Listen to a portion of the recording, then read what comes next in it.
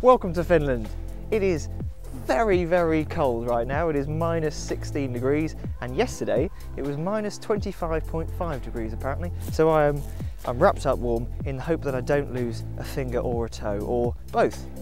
I'm here with Skoda and it's their 4x4 winter experience, and the idea is that we try each of their 4x4 models in circumstances that we wouldn't be able to find in the UK. As you can see behind me, there is quite a lot of snow. Now the first thing we did is we took 4 cars out to an ice circuit, and the idea was that we try it with the traction control on first and just learn the circuit. We did a lap that was very slow, very gentle, and then we went off individually with an instructor in the back first of all, if we wanted to, and I did because I didn't want to bin it in the first 5 minutes of the day, and get quicker and quicker and quicker, take more speed into the corners and basically slide it around more and more. It was hilarious. I didn't crash, which was the main thing, but it was really, really good fun. I mean, of course it's going to be. We're driving around on a frozen lake in Finland and it's minus 16 degrees. Of course it's going to be good fun. And what's interesting is the fact that Skodas can drift. I've never looked at a Skoda before and thought, that looks like a car that can go sideways through a corner, but it can. Now granted, when you turn the traction and stability control off in Skodas, they don't turn all the way off. So once you get to a certain point, it will cut in and it will save you, which is slightly frustrating when you're in a controlled environment like this. You want to be able to turn it all off, but in the real world I can understand why that's there. And the cars were very, very capable. Granted, they're on winter tyres and they've got studs in them, but still, this is a very low grip surface, as I'm sure you can imagine. So for it to slide around these corners without just careering off the road, frankly, is remarkable.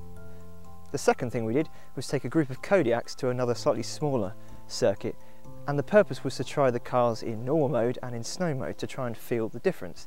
And you can feel a difference. Granted, the differences are very, very small, but they are noticeable. The throttle becomes slightly less responsive.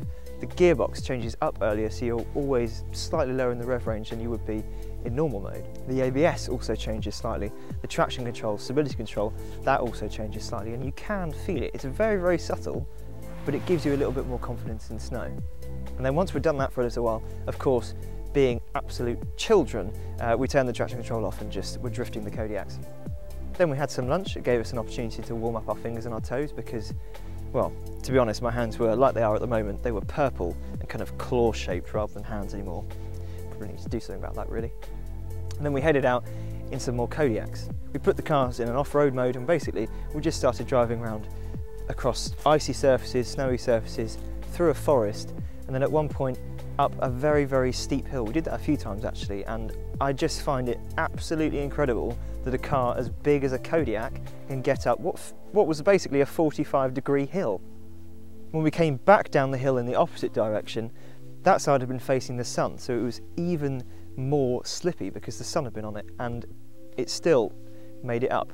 It struggled a little bit, had to kind of get a bit more momentum up, but it made it over the top of the hill, which again I just find completely remarkable.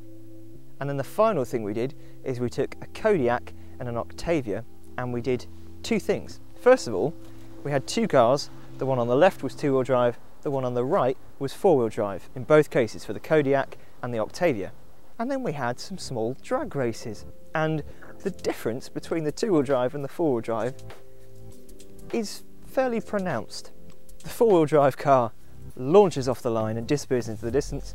The 2-wheel drive car, I mean, it looks like it just goes backwards really. And my main thought was, aside from feeling quite sorry for the cars actually, because that is all these cars have done for 2 weeks, is be launched and drag raced solidly. So I could smell clutch, I'm going to be honest. But apart from that, you can't help but wonder at how clever 4-wheel drive systems are and the difference between the two. And if you live somewhere like this, 4-wheel drive, well frankly it's a bit of a must.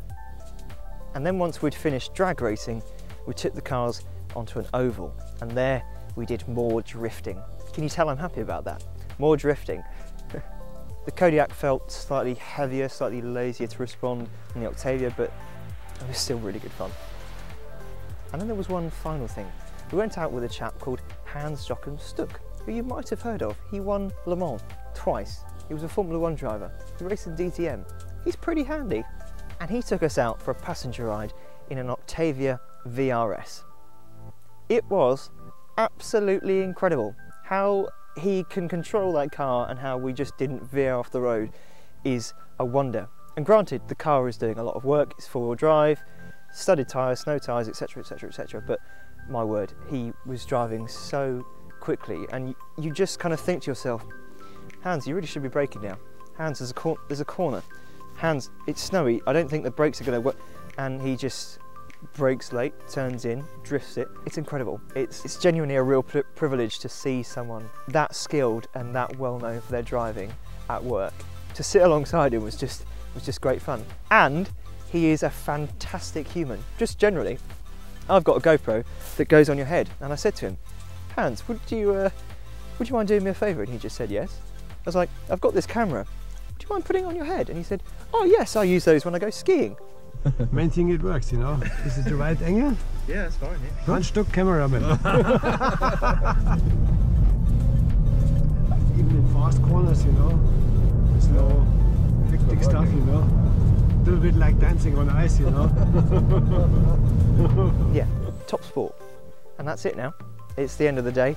The sun's about to set. The temperature is dropping. The claw is coming back. But it's been a real pleasure and a real privilege. And Finland is absolutely beautiful. To be in the Arctic Circle, I mean, what a thing to say, and to be driving in it it's just been amazing. I still can't believe I'm here. I've been pinching myself all day. If you've never been to Finland, if you've never been to the Arctic Circle, if you ever get a chance, go. And that's it. Make sure you like this video, make sure you comment, make sure you subscribe, and make sure you visit newmotoring.com. And I apologise, but as you can probably tell by the colour of my face and the shape of my hand, I really need to go inside and get warm.